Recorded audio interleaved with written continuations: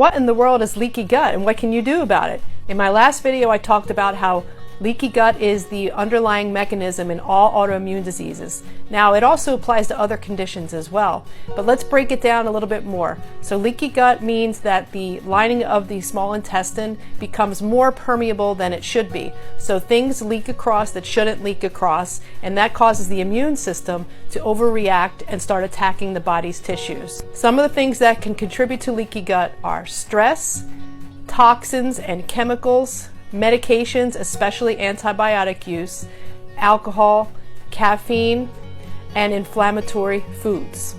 So since there's not much we can do about many of these things, you have to control what you can.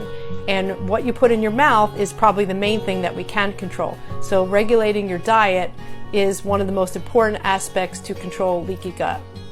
Now, as I explain this list of things that can contribute to leaky gut, I don't want you to think that all of these foods are bad all of the time, because no food really is.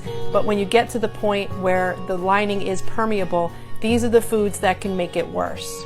Okay, so let's start with grains, especially gluten and things containing gluten, but this also includes other grains. So rice and corn and other types of grains can be very inflammatory and contribute to leaky gut. There's things in there called lectins that also contribute to it.